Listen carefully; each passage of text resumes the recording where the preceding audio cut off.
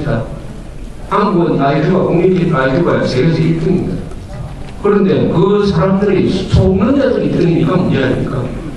왜 그러냐? 바로 KBS, MBC가 있기 때문입니다. 따라서 나라가 망할 때는 이 사기꾼과 부패 분야들과 반역자, 이 악당들을 응징하지 못할 때 망하는 것입니다.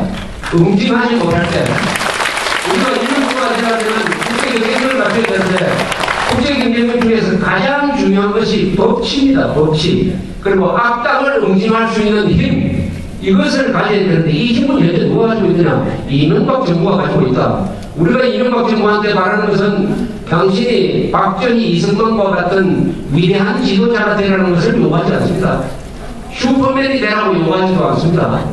제발 법대로 해주세요라고 요구합니다. 법대로 해주세요.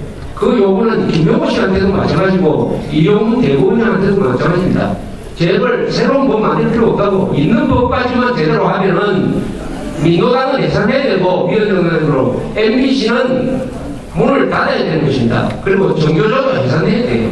법대로 하지 않기 때문에 여러분들이 이 더운데 이 자리에 모여 있습니다. 따라서 여러분들은 행동하는 시민이 될 양으로 이런 주장을 가슴에만 품고 계시지 말고 반드시 표현을 해야 됩니다.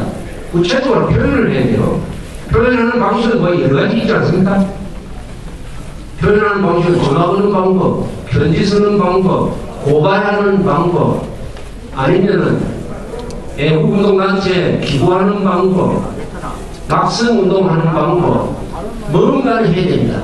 절대로 오늘 이 강연을 들으시고 기분 좋다, 스트레스 해소됐다, 앞으로 일주일 동안 뭐 살아도 참 잘하고 좋겠다, 이렇게 수면제로 생각하시지 마시고 반드시 구체적 행동을 하지 않으면 사기꾼한테 당하게 되어 있습니다. 이 대중민주주의라는 것은 국민교양이 딱 갖춰졌을 때 대중민주주의를 하는 게 맞아요. 그러나 우리는 국민교양이 갖춰지기 전에 선동꾼들이 설치는 이런 상황에서 민주주의를 하니까 우리 유권자들이 잠시 눈만 깜빡하고 있으면은 사기꾼들이 뭔가 좋은 걸 다 가져와 버립니다. 다 가져와 버려요. 그러니까 눈에 불을 켜시고 우선 표를 던져준 국회의원과 대통령한테 여러분들이 하시고 싶은 말씀을 반드시 발언을 하셔야 된다, 이런 말씀을 드리고 싶습니다.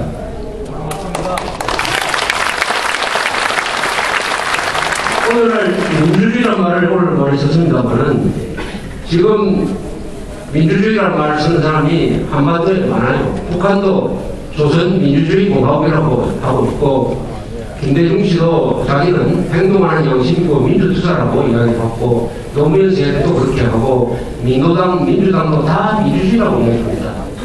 그러나 제가 보기에는 김광일 변호사님이나 김동길 교수님 같은 사람이 민주투사고, 지금 민주주의, 그것도 이런 분들은 민주주의라는, 민주투사라는 이야기를 안 하십니다.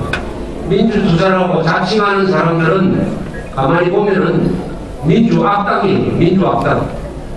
뭐냐? 민주주의라는 이름으로 민주주의를 파괴하는 자들을 우리가 민주악당이라고 합니다. 민주악당. 이 민주악당과 민주투사를 잘 구별을 하셔야 됩니다. 우리는 민주악당을 반드시 응징을 해야지. 민주주의를 팔아가지고 이렇게 자기의 개인적인 이익을 도모하는 자를 우리가 처단하기 위해서 오늘 여기 왔다고, 여기 모였다고 생각을 합니다. 저는 이런 자리에 보면 항상 마지막에 이런 부탁 말씀을 드립니다. 국민행동본부라는 이 조직은 월급 받은 사람이 아무도 없어요. 어떤 기업체도 국민행동본부를 도와주지 않습니다. 특히 부산분들이 국민행동본부에 기부금을 제일 많이 냅니다. 그래서 국민행동본부가 여기서 행사를 하면 이렇게 오늘처럼 이런 열광적인 분위기가 되는 이유는 부산 시민들이 바로 행동하는 양식이기 때문이라고 생각을 합니다. 그런데 국민행동본부 때문에 지난 한 10년 동안 하고 싶은 이야기를 많이 했습니다. 2002년에는 국민행동본부가 낸 광고 중에 이런 말이 있었어요. 간첩을 골키퍼로 세워놓고는 추구를 할 수가 없습니다. 그때가 6.29 서해 사태 직후에 나온 것이었습니다. 간첩을 골키퍼로 세워놓고는 촛불을 할 수가 없습니다. 내가 노동당을 출마하려고 할 때 국민행동본부가 지켜냈어요. 그리고 무엇보다도 노무현 당시 대통령이 현직에 있을 때 노무현 대통령을 국가반입 혐의로 고발하는 운동을 했습니다. 현직 대통령입니다. 그래서 그 사람이 퇴임하기 전에 현직 대통령임에도 불구하고 국가반입 혐의로 고발을 했습니다. 그것은 이제 본인이 죽었기 때문에 공소권 없음이 되어버렸습니다. 그러면은 이제 끝날 줄 알았더니 다시 이런 행동을 하게 되었습니다. 그 이유는 맨 처음 말씀드렸지만 우리가 이 김정일 정권과 상대를 해서 우리한테 지금 눈앞에 와 있는 통일의 찬스를 잡기 위해서 이렇게 싸운 것입니다. 천하대세는 남북한 좌익들이 많은 쪽으로 가 있습니다. 그러나 한국적 특수성 때문에 아무도 편들지 않는 김정일을 편드는 세력이 남한에 있다. 이 자들은 이 행동이 지금 보면은 아주 기가 막히지만 운명적으로 그럴 수밖에 없습니다. 종북 세력은 절대로 자기가 가던 길에서 이탈할 수가 없어요. 그래서 이건 잘 된 겁니다. 망해간 김정일과 손을 잡고 뛰어내리려고 하니까 그것을 그대로 가도록 내버려두는 게 좋습니다.